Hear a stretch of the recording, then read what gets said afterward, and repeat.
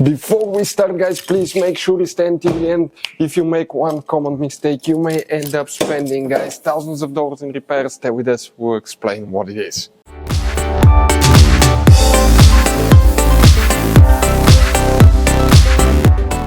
Hey guys, welcome back to Auto Repair, guys. Super helpful video to any of you looking for fuses and relays for secondary air pump on Mercedes W204. That's the C-Class, that here, guys, that generation.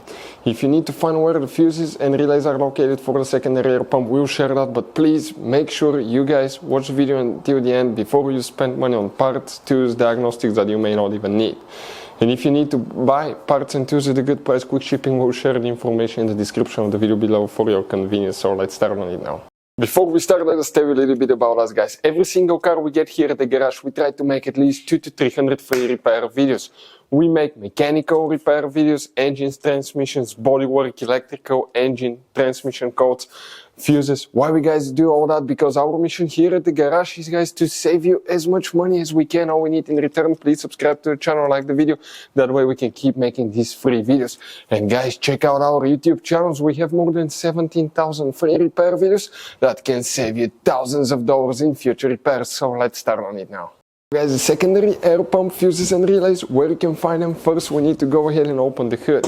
Now, guys, we recommend to check out, we have one video on our YouTube channel that's called Fuse Box Location Diagram Mercedes W204. It will tell you about all hidden fuse boxes that most people do not know they even exist.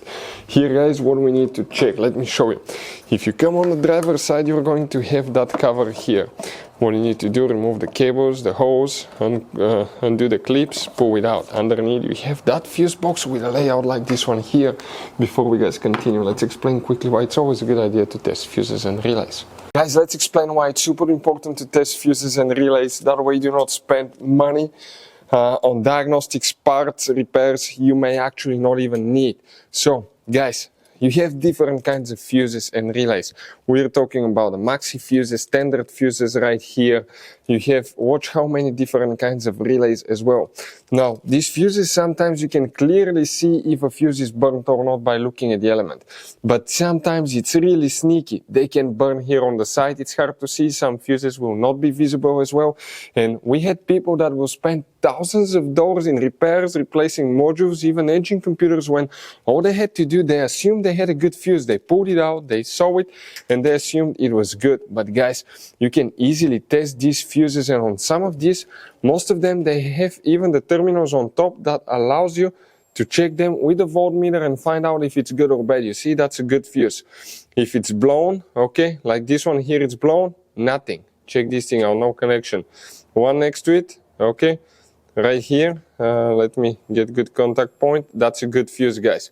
You can see you can test them. Now, relays are harder to test, but with the voltmeter, fuses are super easy to test. All we have to do is set it on that setting and practically your home resistance setting, and you can find, guys, okay, if it works or not.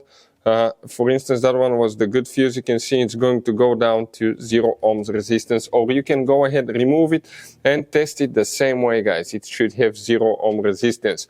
Now, relays, guys, are a little bit more complicated, but it's doable.